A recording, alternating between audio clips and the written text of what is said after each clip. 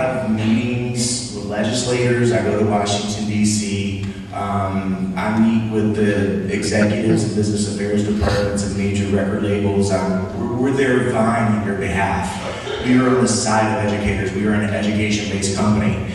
And one of the biggest complaints I hear from the major record labels on behalf of the artists and the publishers, who, by the way, make very little money, more on that in just a second, is where are the citations? Where's the proper attributions and acknowledgments? You know, I'll go ahead and be honest with you, I graduated in 1983. Thinking back, one of the first things I learned was to cite my sources. Now in this digital age, all the videos and everything that's out there, and from publishers to authors to graphic artists to musicians, you name it, even teachers are not properly citing to give credit for the work. Okay, it's bad enough you didn't seek the proper permissions, but at least give credit where credit is due. And remember I mentioned earlier that shoe works on everybody's foot, because we were given a webinar, and I'll show you how to get to this webinar in a moment on our site. But it's called The Truth About Fair Use, Who's Getting Sued in Line. And a teacher came on there, and he was really upset because he said that he had taught a workshop at the Florida Educational Technology Conference, and then he went back, and a teacher from a neighboring district had taken his work, didn't give him any credit, and he said what made it really bad is she wasn't even doing a good job. See, that hurts his brand, right? And branding's another topic. We'll have to save that one for later, Jeff. We'll save that one for the professional development. Branding was never even addressed in fair use. But anytime, you know, at least give credit where credit is due. You know, if I wanted to use some of your work, you know, you would want me to properly cite you. You'd want me to use it in a, you know, in a constructive way, and you know, might want me to put your contact information on your website or how to be contacted. And then really fair use is designed for one-time use, that teachable moment. All right, I guess you all know that LimeWire, an illegal peer-to-peer file sharing network, has been shut down in a neighboring state. I won't tell you which state, but it's a neighboring state. It might end in the word Carolina too, but they had a massive lawsuit, and they assured me, oh, everything that we have on our cable network and on YouTube, it's all fine. And they're like, we're only using 10 seconds anyway, so we're cool. Turns out they weren't cool because the students had shared the music on LimeWire. Your fair use is out the window if you illegally procure the music. I'm going to jump off here just for a second, and forgive me for turning my back to you, but over on our website, one of the things that I do outside of Soundzabound is I'm a monthly columnist for School Video News. And as a part of your resources and materials, this is our homepage at soundzabound.com. And if you go down to the bottom of our homepage, it looks kind of like a smartphone. And you can click on one of two areas, either the links or this, digital citizenship articles.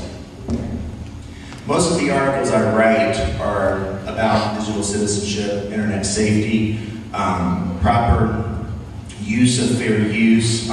There's also a lot of how-tos in here regarding using audio and various types of software. But a couple of things I want to show you here is piracy in education. And then the next article beneath that, piracy-proofing your schools. And then this one, warning, your video contains copyrighted material. Now, any of the articles that you find on School Video News have been cleared by myself, by Soundzabound, by School Video News, and John Churchman, the editor-in-chief. What am I saying? You can fire off that link to anybody. You can print as many copies as you want. And if you need some, soon we're going to have the PDFs on our website. But if you need a PDF of an article, please contact Hal. And he can be reached at H. Fletcher, or easy to remember, Hal at soundzabound.com. And we'll be glad to give you the PDFs if you'd like to distribute those articles. So getting back to this particular most recent article, warning, your video contains copyrighted content. This is extremely important. Let me go back over here to my presentation. And Let's see here. Recently, there's been so many schools and districts that have come forward and said, we got to cease and desist. Fair use applies. Like, no, it doesn't, because it's on a public network, first of all, and it was not instructional at all. And then comes the question, well, how did we get caught? And district administrators, and even in some cases media specialists, seem so surprised. Well, how did they know? How did they know how to track me down?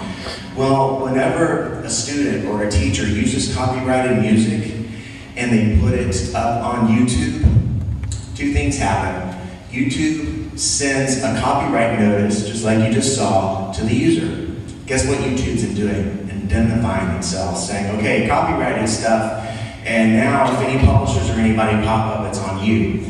And simultaneously what they do is they send the IP address and location of the user to the controlling entity. I know it's hard to see, but up here it says the entity is UMG. Does anybody know who UMG is? Universal Music Group. The largest record label that has 40% of the market. And then it states the type of licensing violation. Now this is where it gets really confusing, because I hear a lot of educators say, well, Universal Music's $1 billion organization. Why do they care what we're doing in education? Why don't they support it? You have to, UMG is not necessarily going to do anything with this copyright notice. And by the way, they have all this in a database. They know who all of you are. But what happens is the starving artists, the publishers, you know, all those people out there who really aren't making any money these days, you know, because it's few and far between that those people that are generating the music, even the $1 billion music out there, most of them make far less money than you or I, you know. And if they see any copyright violation out there, they can just contact UMG and they can come forward with a cease and desist, and they have to give up this information as to the location.